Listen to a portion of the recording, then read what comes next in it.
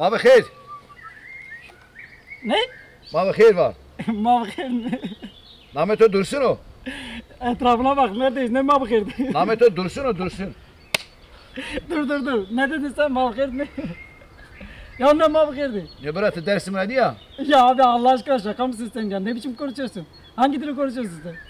Sen köy dili Biraz konuşuyorsun. dersim ra onu. Mesela azak velat isma da tiyatro. Ya hala devam ettiriyorsun ya. Hala bir de devam et. Ne dedin? Biraz mesela azak tiyatro kaykani. Ya abi dur Sonra bir de sıvayı- tiyatro mu yapıyorsunuz? Uy! Anlıyorsun yani. Şaka yapıyorsun herhalde ya. Ha zona pamkana ama yani. Ya bırak Allah İyisi aşkına. dönüyor. Allah aşkına bırak bu dili başka yerde konuşma, millet var etrafımızda ya. Ya bu dil öldü gitti abicim.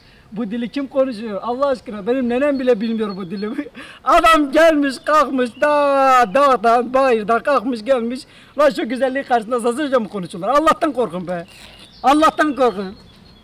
Apa! Ya gelmiş köy dili konuşuyor ya. İnanamıyorum ya. Olacak şey mi ya? Bu güzellik karşısında sazırca mı konuşuyorlar ya? Yazık günah ya. Ya hala gülüyorum aklıma geldikçe ya. Adam geldi hortlak gibi kulağımın dibinde mal geldi. Allah bilir bunlar hala guklara gidiyordur ya. Tövbe ya. Bana hiç güleceğim de yoktu ya. Hortlak gibi dikildi karşıma dedim baba kırdı. Ulan ne hayvan konuşuyordu bir deli.